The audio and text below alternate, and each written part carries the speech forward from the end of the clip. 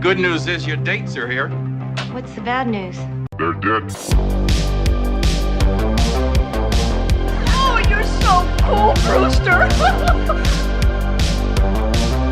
Everybody's a suspect! Honey, you got real ugly.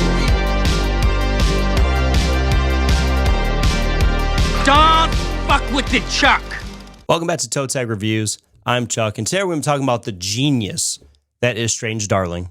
It was directed by J.T. Molnar, and it made $4.85 million.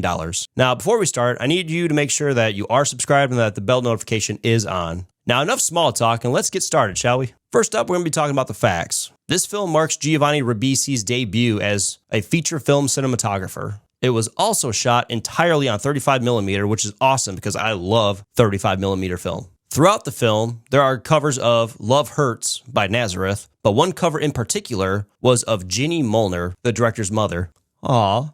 Next up, we're going to be talking about the plot. A man and a woman have a one-night stand that devolves into a cat and mouse game of murder. It's a pretty straightforward movie, but what makes this movie stand out is the fact that it's shot in 6 chapters, and each of the chapters are out of order. I think that was not only a unique take, but a fresh idea, because one chapter leads you to believe that this person's crazy, and the next chapter, that person's crazy, and so on and so on. It hooks you from the first 5 minutes, and it doesn't let you go. The twists and turns are seemingly never-ending, but that's what is great about this movie. It captivates the viewer. Next up, we're going to be talking about characters. Kyle Gallner is known as the Demon, and with a name like that, you know he means business. Gallner is quickly becoming my favorite horror actor of today, a modern-day Scream King, if you will. He absolutely crushes every role he gets, and this is hands down his best performance since The Passenger. And if you haven't seen The Passenger, do yourself a favor, go check that out. Thank me later. Willa Fitzgerald plays the Electric Lady, who is a real enigma of a character. She poses as an innocent woman, but she also has ulterior motives. She uses her sex appeal and her charm to her advantage,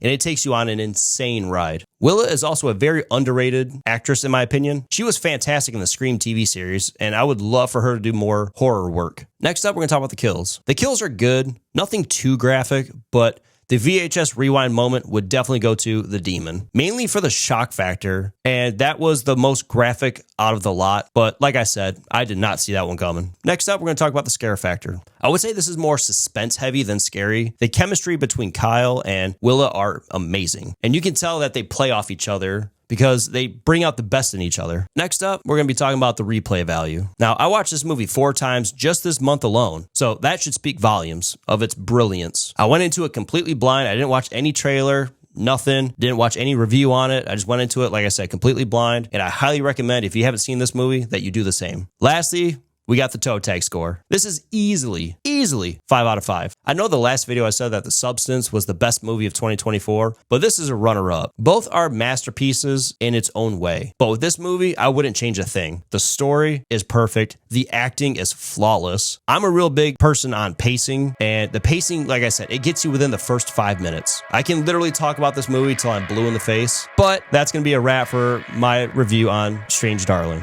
Let me know your thoughts in the comments below, and as always, I'm Chuck. Don't forget to like, subscribe. Until then, see you later.